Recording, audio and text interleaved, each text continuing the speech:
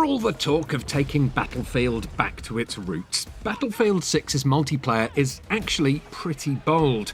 Typically, the formula has been instantly recognisable to FPS fans: bombastic action, giant team sizes, and a polyamorous partnership between boots on the ground, vehicular, and aerial warfare.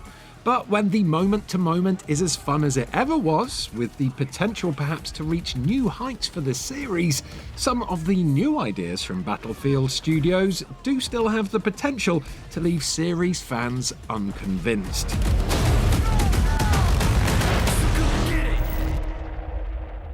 During a fairly meaty preview event, we here at Eurogamer were able to play across a variety of maps and modes in Battlefield 6's multiplayer, all of which were, as you'd expect, a circus of exploding buildings and teammates' machine gun fire. The ruined streets of Cairo, for instance, are packed with small buildings and alleyways, home to ambushes aplenty. Empire State offered something totally different, a multi-storied firefight within a building mid-construction, the kind with squads shooting down from scaffolding as a lone player rushes up from behind, shotgun in hand.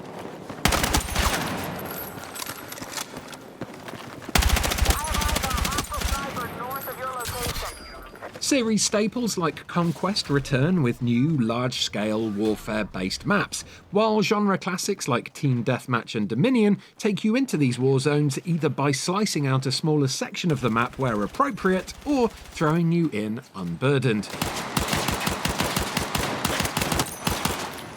And all of this, as usual, comes packed with a type of wall-to-wall action that you can't really find in other shooters, at least without venturing beyond the mainstream into something a little more hardcore, action that often blasts through said walls. The smaller versions of these maps aren't haphazardly portioned. Instead, smaller game modes shone a pleasing spotlight on the more intimate infantry bashes, leaving larger map types to serve up the vast, violent vehicular banquets. Both experiences bring their own appeal. Rushing house by house towards a capture point is atmospherically tense, as the quick time to kill makes infantry combat fast and flashy. Larger maps are home to battlefield moments. A tank blows up ahead of you, for instance, as you dash between rocks and small shacks to avoid a deluge of rocket fire. Regardless of what map or game mode you play, all of them are wonderful playgrounds to blow stuff up in. Speaking of, yes, destruction physics are back in force in Battlefield 6, but in a more focused form. It seems as though Levolution, those singular large destruction events that would totally alter the layout of a map mid-match, are gone.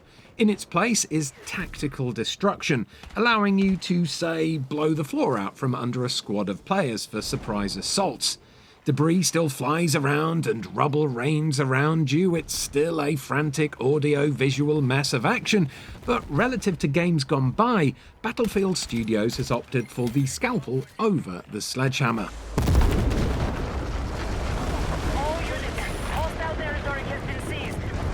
While this does take some of the more grandiose wow factor away from the matches, in its place the game gains an air of stability, of the kind that would otherwise go out the window when a tidal wave wipes out your hard-fought defensive position. One could argue in Battlefield 4 that a gaggle of snipers atop the skyscraper in Siege of Shanghai was annoying, and toppling said skyscraper was a cathartic answer to the lofty marksman.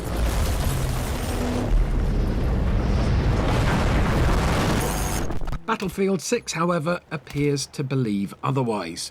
This approach that leaves snipers perched in high places ironically results in a more grounded Battlefield game, one less interested in grand destructive gestures and more keen on good old-fashioned military sim shooting and strategy. A boon, perhaps, for those more interested in Battlefield's gunplay than its other bells and whistles. You'll notice I said snipers rather than recon players just now, by the way.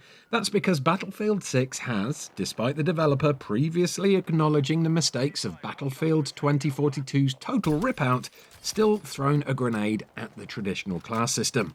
The 4 typical Battlefield classes do return and still exist as Assault, Engineer, Support and Recon. They all still have the gadgets you'd expect, a respawn beacon on Recon, an RPG on Engineer, but crucially, class locks on certain weapon types have been removed.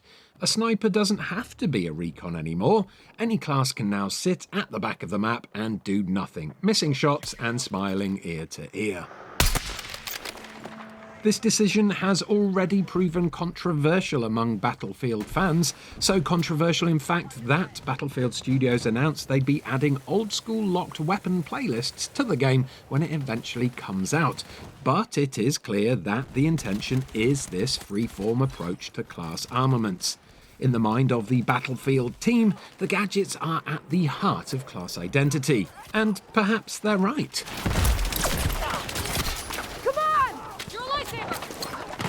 Nevertheless, it will undoubtedly have a major impact on the traditional Battlefield loop. In fact, let's go back to that sniper example from earlier. If they couldn't bring the whole skyscraper down in Siege of Shanghai, Battlefield players have long been able to fly a helicopter or jet towards its nest of recon players. This was almost always a rough situation for those on the roof, armed with anti-infantry weapons and nothing that could consistently take down these vehicles. They'd all be gunned down, the respawn beacon would be destroyed, and the pilot would have done their job successfully. Thumbs up all around. Recons just can't deal with vehicles. This is one class dynamic that makes up a rock-paper-scissors style web of strategies and counter-strategies. In terms of core gameplay, it's what separates Battlefield from its biggest rival, Call of Duty. But let's say you let an engineer use a sniper rifle. Sure, they may not benefit from the passive bonuses to sniper rifles that a recon might, thanks to a new system that offers small benefits to those who stay true to the old ways, but those bonuses aren't a big enough deal to make recon overwhelmingly the best class to use a sniper on. If it were, then the open weapon system would be self-defeating. Instead, what this means is some cocky pilot would be flying towards what they think is a buffet of free kills on snipers, something they would have been trained to think for years, a reality that is entombed into the walls of Battlefield, only to discover that one of the snipers has a surface-to-air missile launcher. Suddenly, rock no longer smashes the scissors. The rules have been redefined in a way that ultimately might not be great for returning fans of the series. Likewise, how will objective capture game modes be impacted by recon players being able to rush in with an assault rifle before placing down a respawn beacon, something that was previously tricky due to the inherent disadvantage of bringing a sniper and pistol to bear against those with mid or close range weapons? How will tanks and other ground vehicles fare in a game where more players than usual can have a rocket in their back pocket? You can hopefully see how this ripples out. All that said, there's also a decent counter-argument. Maybe you love LMGs, but you do not love spending half of the match reviving people or restocking their ammo. Being able to slap an LMG on another class offers way more freedom and fewer barriers to playing Battlefield the way you want to. The worry is that the cost of this freedom may be too high, and months after launch, it wouldn't be surprising if the majority of hardcore Battlefield players started queuing into weapon lock servers by default.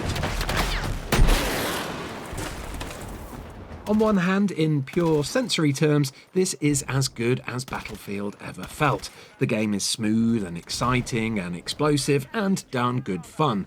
The shift to more localised, strategic destruction means that if you want to hop on and simply throw some C4 around, tactically that is, then it's a beautiful thing.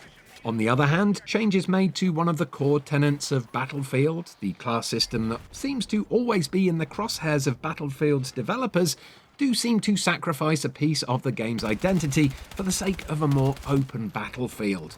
Ultimately, it's a change that risks making the game more homogenised with other giants in the genre.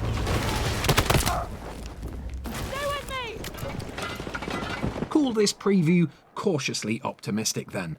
The building blocks for a truly fantastic Battlefield game are here with Battlefield 6, and there's hints of it being an all-time great. But we need to see a little more, we need to play a little more, and we need to see where the dice fall once the general public and the superfans get their hands on it. Will the gamble of bold gameplay changes land well? Will the hive mind of Battlefield's player base find new strategies beyond the this beats that approach of old, say? Or will they simply muddy an otherwise potentially brilliant experience?